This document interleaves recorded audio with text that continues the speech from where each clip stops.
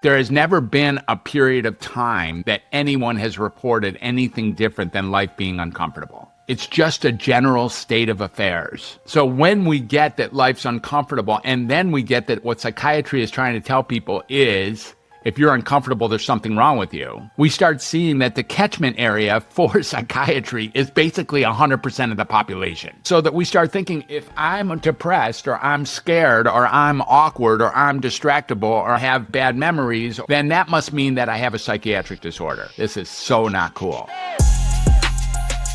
This is A Joyful Rebellion, the podcast that explores that moment you realize the life and success you worked so hard to create didn't come with all the fulfillment you thought it would.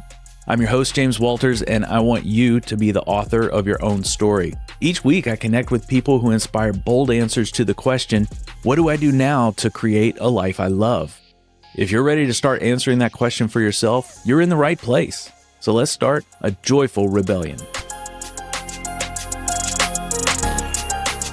What if the problem isn't you, but the system telling you something's wrong?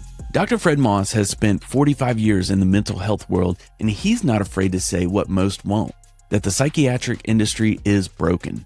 He's a former psychiatrist turned UNDoctor, and Fred now helps people rethink their diagnosis, step away from unnecessary medication, and reconnect to their own humanity. He does that through creativity, communication, and conscious choice. In this conversation, we unpack the myth of the chemical imbalance, how psychiatry often makes things worse, and why healing starts when you stop trying to be fixed. Fred's story is bold, eye-opening, and refreshingly human. And if you've ever questioned the label you've been given or the pills in your cabinet, this episode is for you. Dr. Fred Moss, thank you for being here on this Joyful Rebellion today. Pleasure. It's great to be here. Thank you. I came across your info, and you've been in the mental health world for quite a while. So the way you came into it was a little bit different. You didn't always know, I'm going to go be a doctor, I'm going to be a psychiatrist or a psychologist, go help the world. Yeah, non-conventional for sure. I want to talk about that because that experience that you had so early on left such a profound impact on you that you wanted to go through all the things you got to go through to go to medical school and come out with a degree and then go help people. What was that experience for you, and what was so impactful and profound about it that made you want to change your life? We'll give a little bit of a lead into it. Let's just go right back to the beginning. I was born into a family in chaos and disarray. I had two older brothers, 10 and 14 years older than me.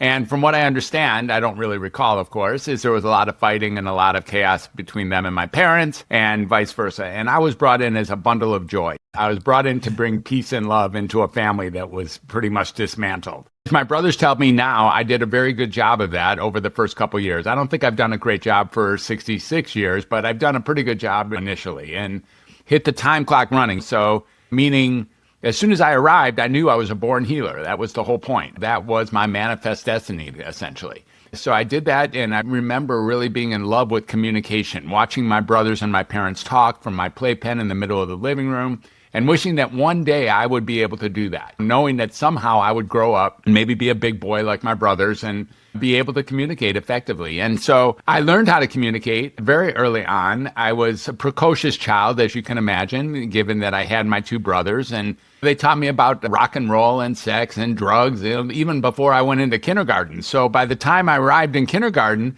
my friends were interested in playing with blocks and taking naps and picking their nose. I was interested in all those things too, but I had already learned how to read and how to do simple math and how to write. So I was ahead of the class in a lot of ways.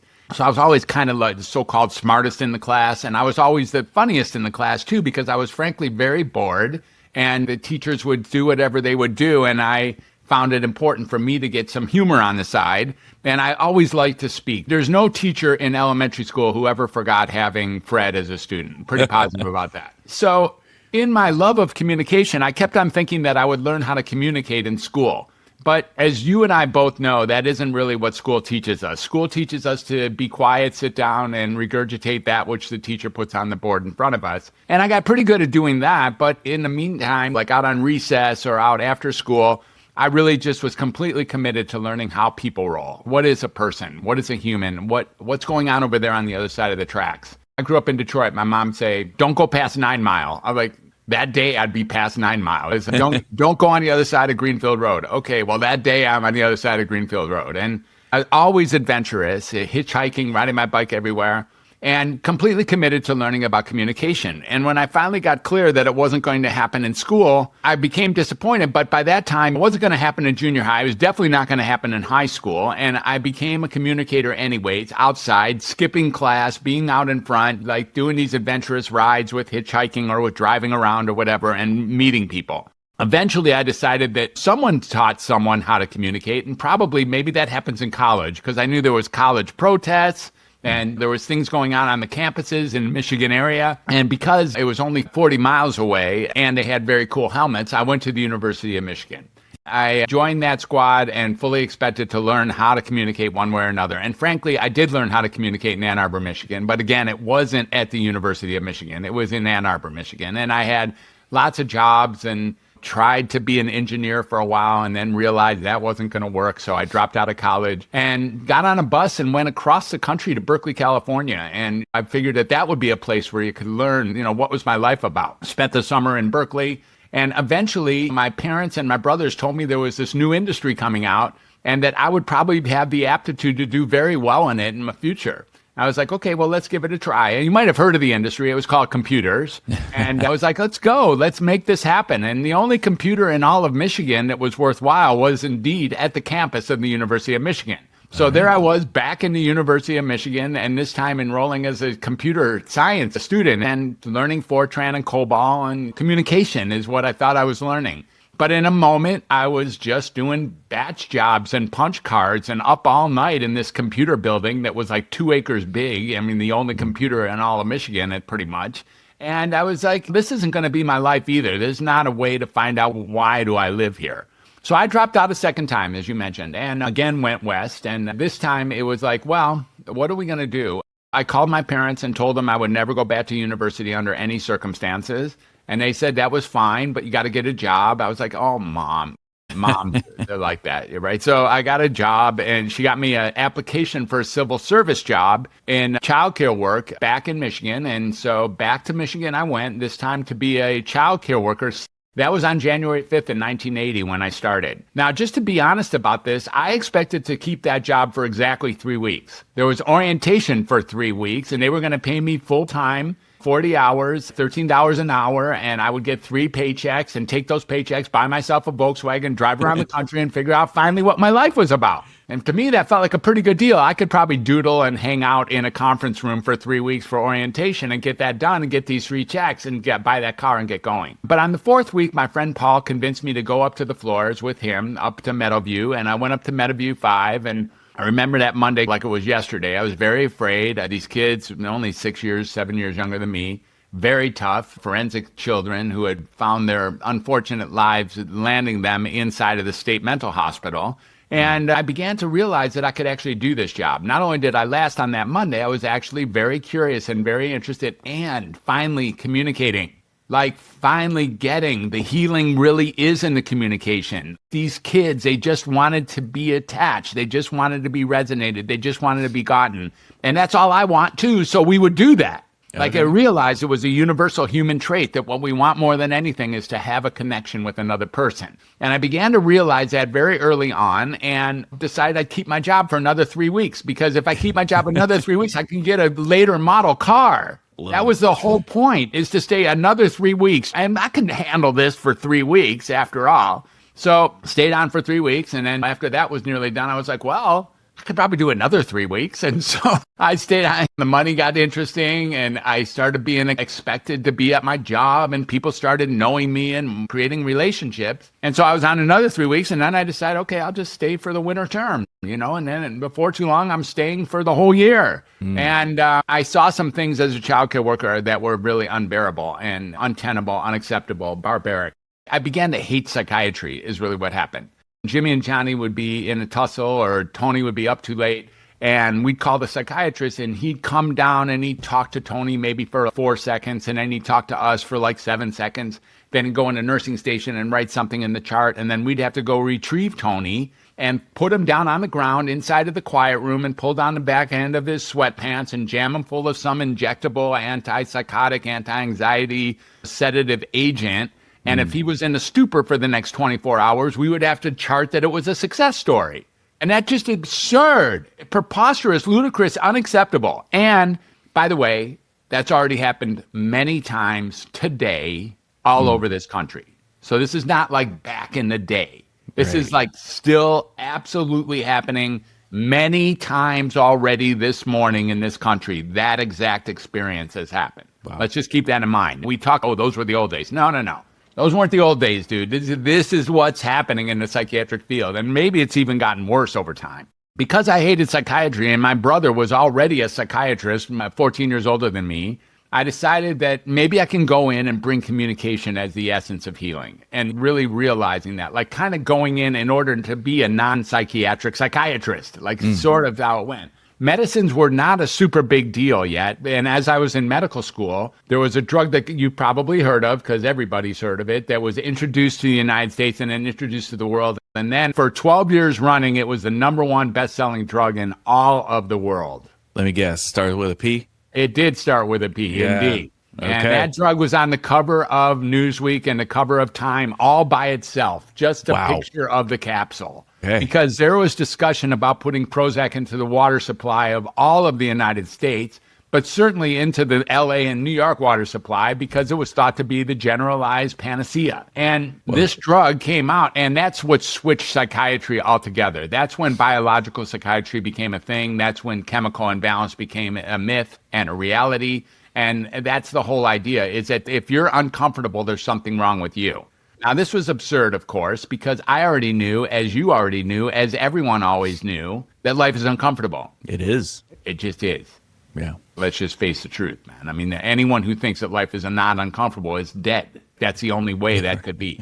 Like, there has never been a period of time, there has never been a section of time that anyone has reported anything different than life being uncomfortable. It's just a general state of affairs. So when we get that life's uncomfortable, and then we get that what psychiatry is trying to tell people is, if you're uncomfortable, there's something wrong with you, we start seeing that the catchment area for psychiatry is basically 100% of the population. And we change the status so that we start thinking, if I'm depressed, or I'm scared, or I'm awkward, or I'm distractible, or I'm sleepy, or I'm unengaged, or I'm have bad memories, or my mood goes up and down, or I think I'm hearing thoughts or something like that, then that must mean that I have a psychiatric disorder.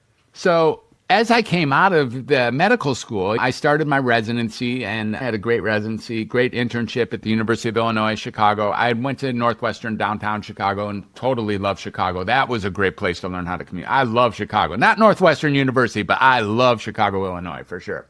Then I moved to Cincinnati and built a practice. And by this time, I was being duplicitous. By this time, I already knew that every time I was diagnosing someone, that was a significant amount of audacity. And that every time I was medicating someone, I was giving them something that was likely to make them worse. This was very painful for me, but it was death by 1,000 cuts, right? It was like every time I did it, it'd be a snip, boom, ouch, oh, boom. 100,000 prescriptions, more than 100,000 prescriptions, more than 30,000 patients in my career. And that's what I did for a living. And I had to find a way to stay with myself. Like, how could I deal with the heartache and the soul sacrifice? How could I manage this? So it was a matter of really stepping up for what I knew it was true, but I couldn't really do that, I don't think. So I lived a duality. I lived a double life. In some ways, I was medicating and diagnosing people because that's what my jobs would ask me to do. And in other ways, I was spitting fire in the back of the garage, basically. I was like, dude, this is so not cool. So many times in my career, I got right to the edge and decided that I had to quit. In fact, James, if you really want to know the truth, since January of 1980, I have sustained the wish to quit in 3 weeks. This thing has lasted for 45 years, including today. I now wish, and I'm looking forward to 3 weeks from now, because I'm going to quit. Right. Oh, man. For 45 years, this has been going on. I sometimes did quit. It sometimes got so unacceptable because it's one thing to watch this stuff going on. It's another thing to be the man who's signing off on everything. Yeah. I'm now the guy making these decisions, apparently. I'm never really making them, by the way. They are shoved right in front of me, and I sort of have to do them to keep the ball rolling. I suppose I could say no if I was willing to get fired. I could certainly say no many times. But in order to keep my job and to keep the ball rolling, I'm being asked to do things that are misaligned with my soul and the better half of me. And when I raised my hand and said, first do no harm, I sort of meant it, but now I was not living a life that I was certain that it was not doing harm. Yeah. So my career expanded and went in, as you may have seen, my CV is radical. I have a significant resume. It's really cool. My son, I have a beautiful son down in Dallas, Texas, who's an attorney. And I have a daughter who I'm going to see next week up in Portland, Oregon. My son says, Dad, you have the finest looking resume I've ever seen from anyone. It's really fine. And that's because I've had jobs in every single corner of the psychiatric market in my life. Why have I had so many jobs? It's not so that I could have a big resume. It was because I couldn't stand my last job. Yeah. I was just looking for one that could finally fit. Yeah. So my resume is expansive. I was dead on serious. Let's find one that works. But I never really did find one that works. Maybe sort of as time went on. 2006, I started doing something a little bit different. I finally got enough of it, and I started taking my low-risk patients off of their medicines. So radical, right? Crazy. Wow. It's so interesting that putting people on medicine is not considered radical, whereas taking people off medicine is considered radical. If you think about how absurd that is, it's really interesting. What happened was all my patients got better, way better, reliably better, predictably better, and in most cases lost their diagnosis altogether. And I could say goodbye to them and give them their life. Good for you. Like the Maytag repairman. Listen, no problem, man. You're like, thank goodness you're better. And we finally got you better because we moved out these agents or giving you a perpetual patient status. So I began to really see that these medications are designed to create the symptoms they're marketed to treat. Very cool. Super cool. No problem. It's a great business model. I wish I would have designed it. It's fantastic. It creates the perpetual patient. And in fact, that's exactly what was going on, is that when I take people off their antidepressants, they're no longer depressed. But if I put them on an antidepressant, they find a way to have their depression get a little bit worse and then blame the medicine for not being good enough. And then all we can do is add, increase, or change medicines because that's the agreement plan that we have. Certainly, we're not going to stop medicines if you just got worse. Right. Wow. If you just got worse, that's the last thing we're going to do is stop medicine. That would be mean. That would almost be unethical in this model. But if the medicine is the same as a Band-Aid with a razor blade embedded in it, we're actually not serving our clients very well by continuing adding, changing, or increasing the medicine. So who is going to have the guts, the kahungas really, to discontinue medication? And that's only somebody who believes that medications in and of their own right are not helping the client. But I already know that medications are not helping the client. Ask the client. He's not being helped. He's getting worse. Let's just go global. Let's go meta. Let's look at the world and almost everybody who's on medication. Is the world getting mentally healthier? I haven't noticed. Let me know.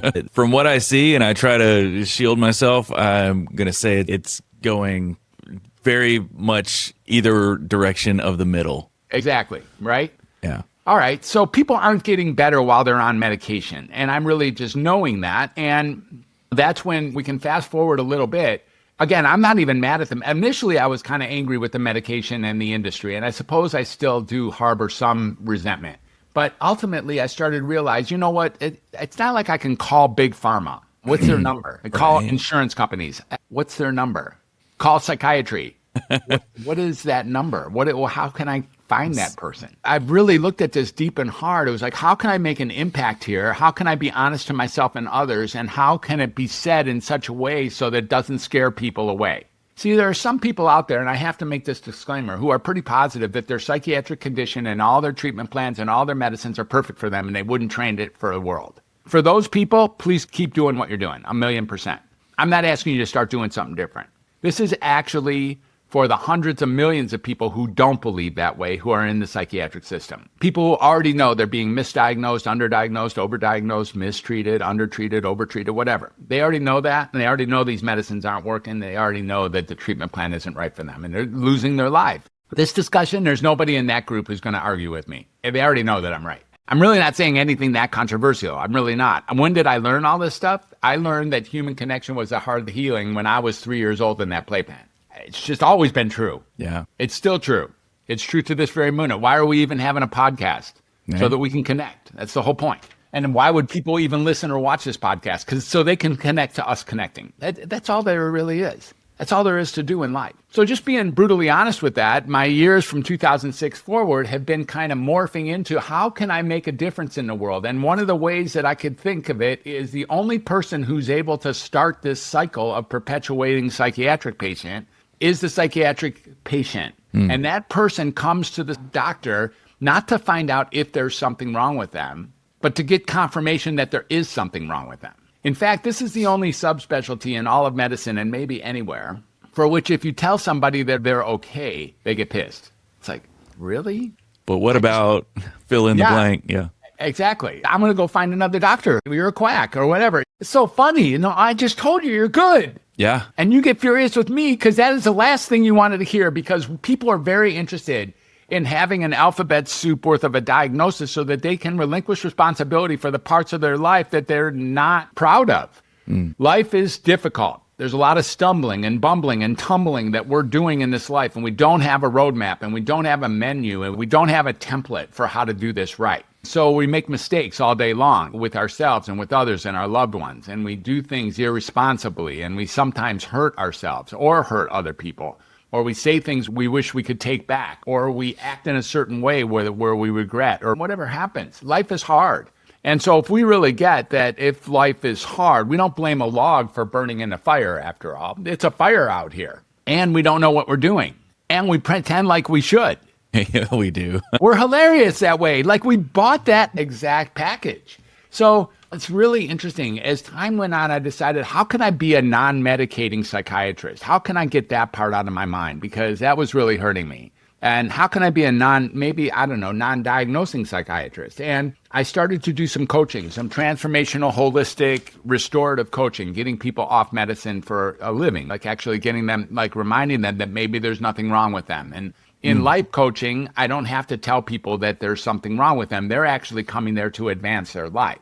Right. And if I let them know they're a diagnosis, that's going to pull them back. In psychiatry, it's the other way around. They're there to get their diagnosis treated. They're not in there and to advance their life. If they were doing that, they would have got a life coach.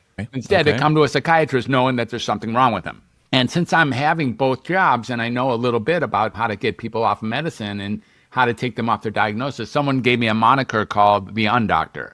And I really, really appreciate the moniker. It's very affectionate and beautiful. And it was at a Vision Quest that my friend gave me that name. And he said, it's a $10,000 name, but you can use it. I'm like, okay, I'll take it. I'll take it on. And so it's like I undiagnose, I unmedicate, and then I undoctrinate people. So in some ways, I'm standing at the entrance door and turning people away. No, this is like I'm guarding the door more than inviting people into the door. Right. And this is rewarding for me. Really good people are psychiatrists. Some of my best friends, I really like psychiatrists. It's not a problem. What's a problem is how we've been taught about what normal and abnormal is. What we've been taught is that these medicines are going to help people, but we wouldn't take them on a bet. Well, that's telling. Of course we wouldn't. We already know it's only for them. It's not for us. And then we get to have sort of the hubris to tell people there's something wrong with them. Like the bird's nest view, I think is what they call it. You get to diagnose people as if we know what normal and abnormal is. No, you don't. Yeah, you don't know what normal and abnormal is at all. You have no idea. In fact, we've never even defined the word normal in any kind of universal way. So how can we call someone abnormal if we don't even know what we're comparing it to? So this whole idea of psychiatric illness has been up in my mind, and it's like, how can I make a difference? And the way that I make a difference is by reminding people on the front edge that maybe there was nothing wrong with them in the first place, because that's what kicks the trigger. People come in sure that there's something wrong with them, and that's what starts the never-ending cascade. Yeah. So helping people see that being uncomfortable in an uncomfortable world is completely okay. Or as Krishnamurti says, there's no sign of mental health to be well adjusted to a very sick society. Like, it's true. It's a very sick society. If you're well adjusted, you're lying.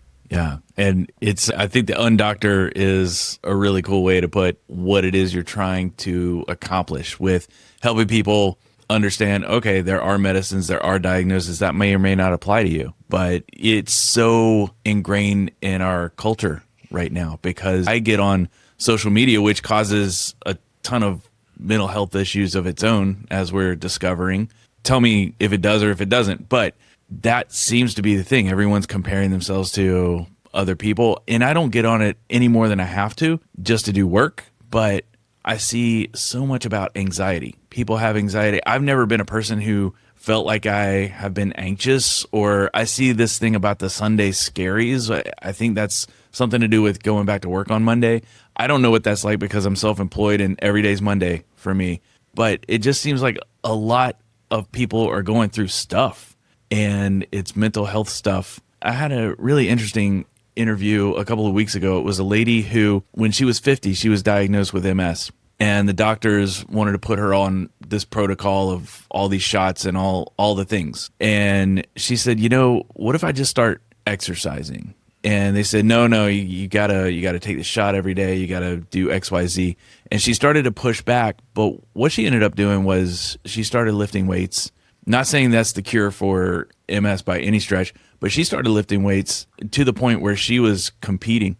And she got healthier. She didn't really have any more symptoms. But she has had the experience where she started coaching women who were midlife, who were starting their journey through menopause. And the experience they relate to her is that they'll go to their doctor, their family physician. They'll start listing out these symptoms that they're having. They say lack of energy. They start listing all these things like not in a great mood all the time. And she said 8 times out of 10, the doctor will prescribe some sort of antidepressant instead of saying, hey, are you getting exercise? Are you eating the right things? Are you taking care of your body? It's more like, oh, we'll just take this pill and it should take care of the symptoms you're describing. It sounds like you just had enough of that in your own career and seeing that happen industry wide. When did that really start? Did it start with the Prozac thing where they were like, just take this and everything will be better? Because I know I've had that experience myself when I was 40, which was a minute ago. But when I was 40, I was talking to a therapist and talking through some challenges in my own life. And she looked at me and said, have you ever considered that you might have ADHD? And I looked at her and said, look, I grew up in the 80s. All my siblings had, quote, ADHD, and that's not even real, is it? And she said, well, actually it is. And she gave me someone to talk to who promptly, and I mean within 15 minutes, had... Well, he waited 14 extra minutes, I guess. Yeah, he had me out the door with an Adderall prescription. And I took that for 2 weeks before it all went in the toilet. Because I was like, if I've got to live like this, I want ADHD. I'll take all of it. It was just an awful experience for me. It sounds like that's so common. Well, it is common, and it's very, very common. Look, if we both know if you go to a barbershop enough times, you get a haircut. Yeah. You knock on psychiatry, those 8 out of 10, the 2 that somehow didn't get pills, they have them by now. Because if you go to the barbershop enough times, you get a haircut. And if you knock on the door of psychiatry enough times, you get your diagnosis. As a matter of fact, you'll get your diagnosis first visit. They have to diagnose you. They can't get paid. Normal does not get paid. So they actually have to come up with one. And they have this long scale of choices of diagnoses they can give. And they think that some of them are more benign than others to carry around with you, like the luggage you now are going to have to do the rest of your life. Yeah. So they give you a diagnosis like they called adjustment disorder, which is like supposedly the least consequential diagnosis. And they give you that one and then have you walk out with that one thinking that you only had that diagnosis. But once you have a diagnosis, there's a treatment plan waiting for you. Of course there is. And that treatment plan often got created before the actual diagnosis, as a matter of fact. Diagnosis was the last thing to put on the front edge of the pathway. Who are we going to get to come down this pathway? So if you just start looking at the truth of the matter, in these days where the truth becomes so controversial anyways, I'm not saying I have the truth, but I have my truth. Yeah. And I've seen that if we're going to get people better, if we're going to actually give people this idea of being anxious, yeah, you should be pretty anxious, man. It's okay. You should be pretty anxious. Yeah. There's nervous things happening out there. Inside, outside, your family, community, state, country, world. You can be anxious, completely legit. You can be really anxious. Yeah. Also completely legit. Now, there are ways to manage that anxiety, for instance, through mindfulness or through nutrition, through gratitude, through movement, through yoga, or tai chi, qigong. How about hydration? Or how about taking walks in nature? Or how about spirituality? Or how about being of service or playing creativity, art, music, dancing, singing, drama, cooking, writing, gardening, these kind of things that can address anxiety directly. But you're not about to get rid of anxiety. But we can actually step in ways so that we don't become our anxiety. We notice anxiety happening and we don't have to make that our way of life. And mindfulness is a terrific pathway to that. If you're going to meditate, go ahead and meditate 20 minutes a day, 20 minutes, maybe even twice a day. And do all those things that I'm talking about. I have a list of 20 things that I've just compiled. I didn't make up any of them, called the Moss Method, though. And it's 20 age-old ways to manage the discomfort of life. Yeah. Buddha sat under that tree for a number of days, right? And then he worked out everything, apparently. He did a pretty good job of getting to the bottom of nearly all of the human condition, right? And at some point, the dude had to get up, right? He got up. He got up out of it. At some point, he's okay, I'm done. That's it. Nothing more to learn or something. And when he got up, he had not reconciled the fact that life was misery. That was a conclusion. He took care of 99.9% of the rest of life. Right. You know, this is how foundational it is. This is how fundamental misery is. So if you're afraid, welcome to humanity. If you're anxious, welcome to humanity. If you're really sad, seriously, tears well up as I say, welcome to humanity.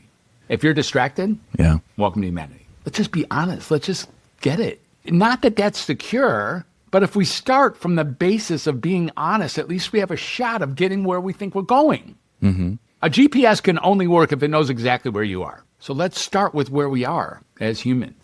I think that they have a shot of making a difference if we do that. So that's been my commitment, my dedication over the last 7 or 10 years, having created the parent company of Welcome to Humanity and written a few books, Find Your True Voice and Creative 8. That's the essence of what I'm about now, is at my very best, when I'm not in my own soup every so often, I don't know, I get tied up in my own nonsense. But when I'm ready to come out here and actually speak a truth, it's really just an appeal. Let's be kind. Let's be gentle. Let's be compassionate. Let's be accepting. Let's be forgiving. Let's be human. What happens if we try that? For a change, right? Yeah. Yeah. And that's so important. And you have written 2 books. You're a big proponent of healing through creativity and self-expression. And those are 2 things that I love to talk about on this show a lot.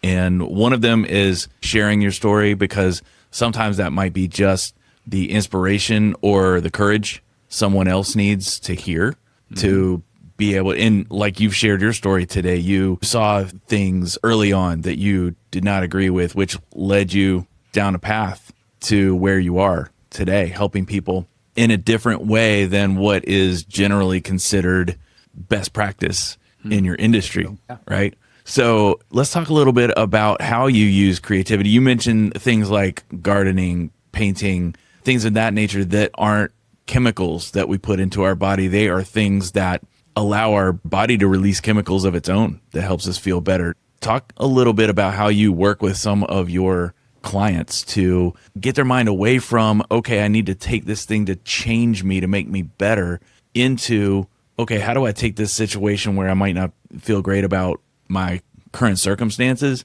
and how do I change myself to become better? Yeah, it's not like a direct face-to-face. It's not like an Eagles Chiefs thing that we're talking about here.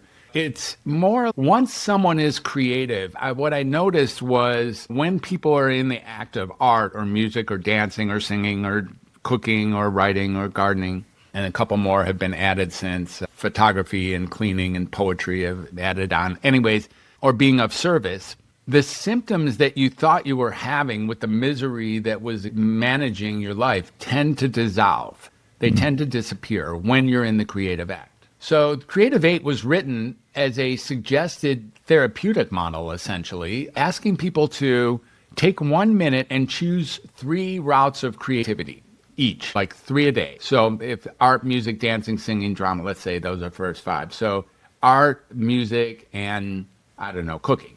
And spend 1 minute a day doing any of those, because that starts the ball rolling down that pathway.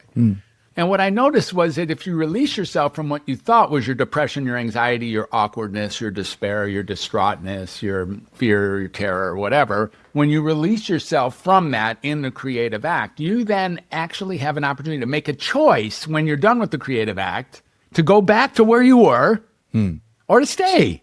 Yeah. It's an actual choice. But if you come in with the context, like there's an underlying pool of alligators down there, and as soon as I stop dancing, I'm going to land on those alligators, then you believe the alligators are there. Yeah. But it's not the only way to look at this. You can also look at this. Look, there's your relief. Keep it. You don't have to fall back to the misery. But we are very, very attracted to familiarity. Mm-hmm. And familiarity gives us the illusion of stability. So we go flying back to the mood that was before the creativity. This tends to be how people go, and then declare that depression has them, like a leaf in a river. It's not my stand on it ultimately that depression has people. Now we start getting a little bit controversial. Okay. I like to empower people with all of their essence, all of their agency, all of the sovereignty that they were born with and never even get to let go of, even if they want to. There's a level of independence, sovereignty, and agency that each and every person has as a birthright. It's just part of being alive. And if we can really help people get to that space where depression doesn't have you, anxiety doesn't have you, there's a dance going on that has that be the choice you're making as a way of being. Like in the meditative body, in the mindfulness world, you could get, oh, there's anxiety. Thank you for sharing. Oh, there's depression.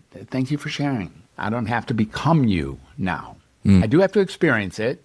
Can I come up with 100 things to be depressed about in the next 3 minutes? No problem. Sure.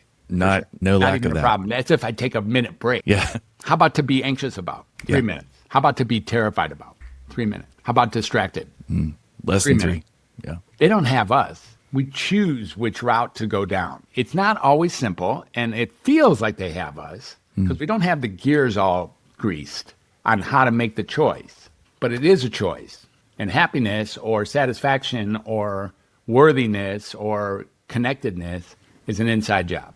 Yeah, and it sounds like it comes down to, well, not comes down, nothing's so simple that it comes down to one thing, right? Okay. But so much of what I talk to people about on this show, I talk to people who've been through their own joyful rebellion, just like you have. And then I love to talk to people who have not only done that part of the work on their life, but now they take what they learn and they help other people on the journey through their own joyful rebellions. And the thing, so much of it comes down to is life is simple, but it's not easy. But as we evolve as modern humans, whatever you want to call that, it sounds like we have the hubris of we can outsmart nature. And that's what it sounds like has happened because, as you mentioned, Buddha figured all of this stuff out under a tree a couple thousand years ago. And there's a lot of wisdom to share from a lot of different philosophies that are thousands of years old. And those really address our human nature.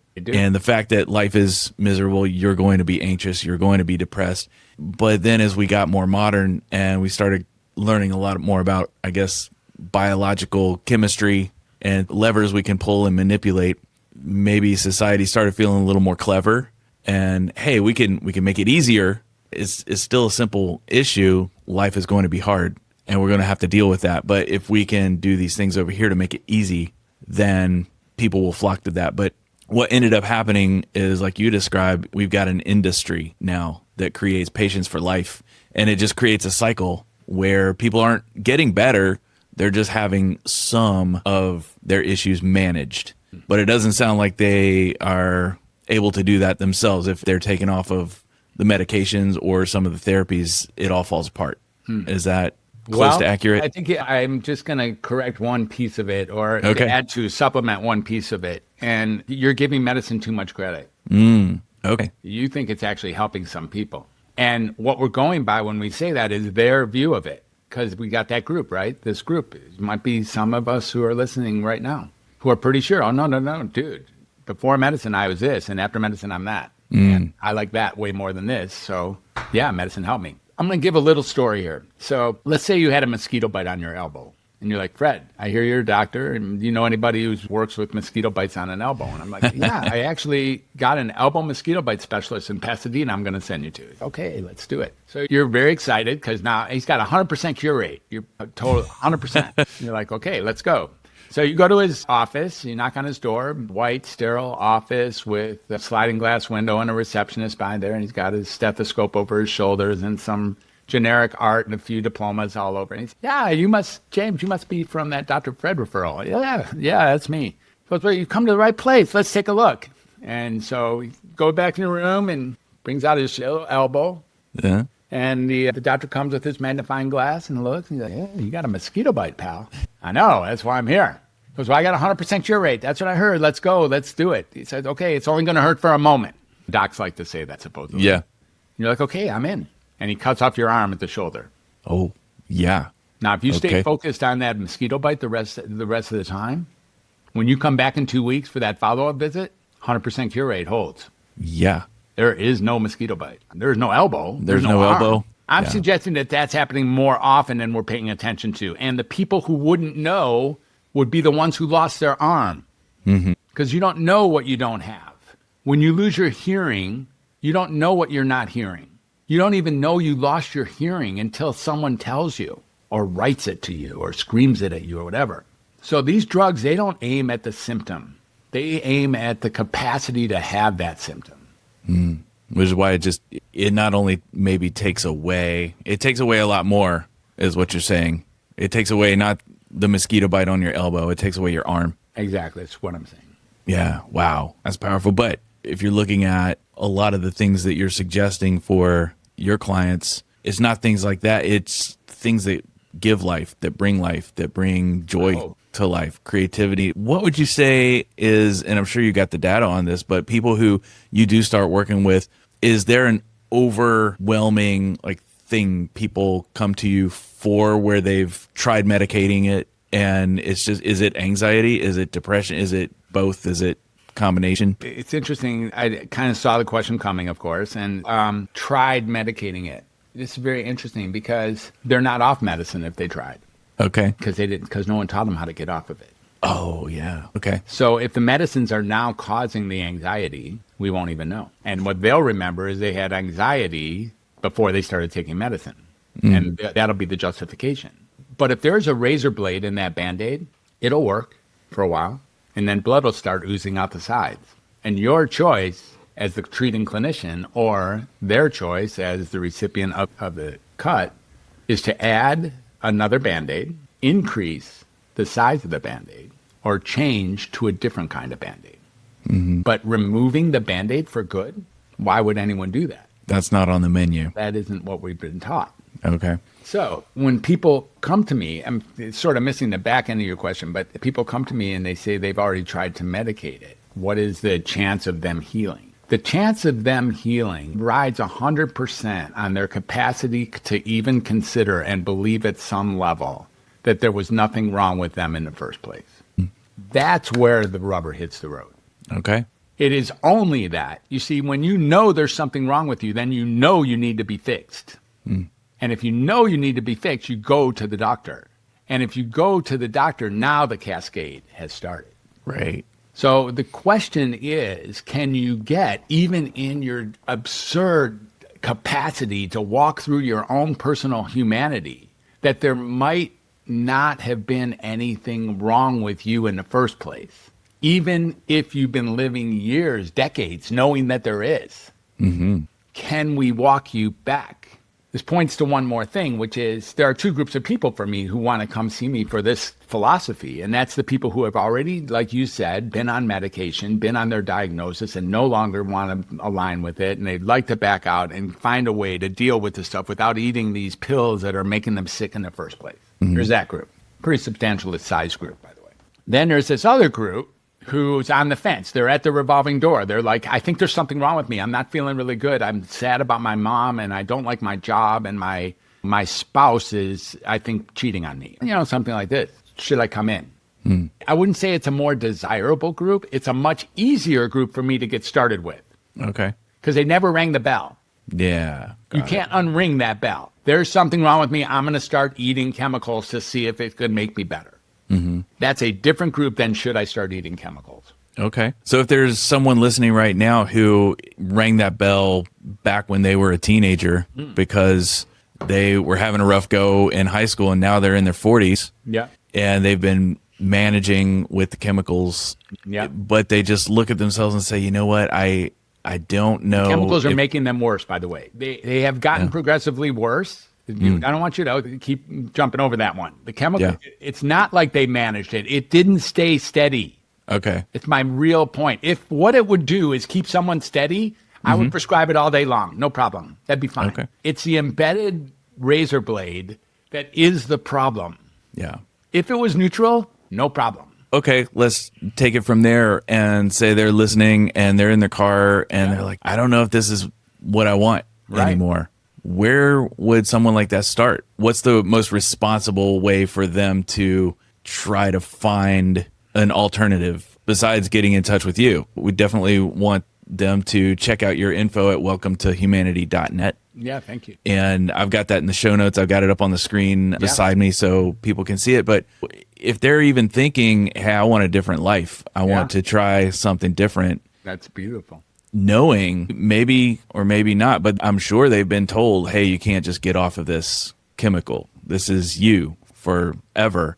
And they've been given a lot of scare about that. Yeah. But they want it. Where would they start? What's step one for them? Yeah. That was extremely well put. That's a really beautifully put scenario. And I think probably is hitting broadside some of our listeners today. So thank you for asking such a sensitive question.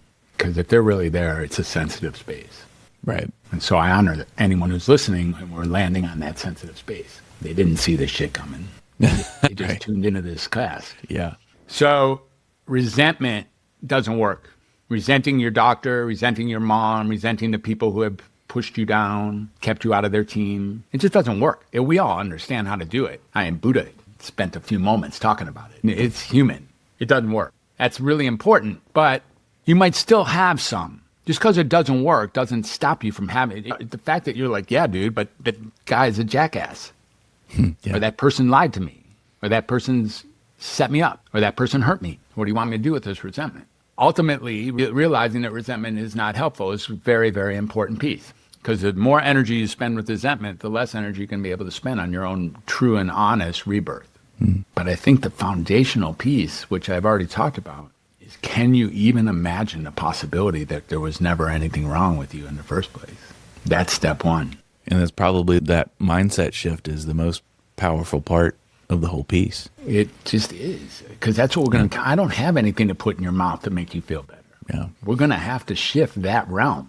We're not going to give you a patch. We're not going to give you an injection. We're not going to give you a mushroom. And we butt up against the psychedelics without necessarily going there, which I appreciate for this conversation, maybe a future conversation about the possibility of psychedelics bringing a whole new realm to this whole matter. But once psychedelics are owned by the same companies who made their profit by creating the drugs that perpetuate the symptoms or marketed to treat, and we give them back into those hands, no blame to them. That's just the market that they created. Yeah. Tremendous business model. From a business standpoint, it's fantastic. So once they get in those hands, I think their quality shifts.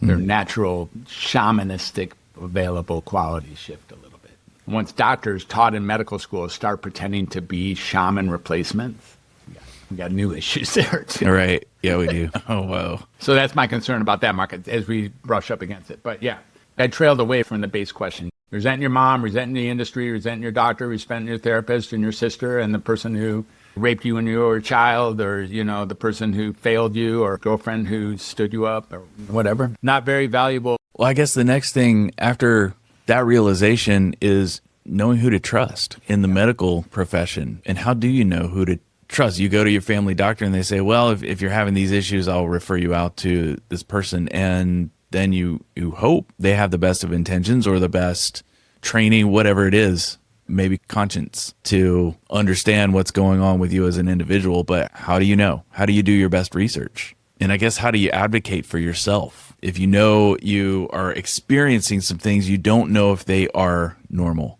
Yeah. And again, we don't know what normal is, but you go to a doctor thinking they see a lot of people and they've gone through a lot of school. They must know what normal is. Isn't that just life's biggest conundrum? Mm-hmm. Have you just hit it? Isn't that really front edge? Here's my take on this, and I think I'm still gullible. I still fall for occasional shell game. Not very often, no. Certainly not as often as it used to be. And I feel like that came from building some depth, because an imposter hasn't gone down this far. So I start living more alone down here in the depths.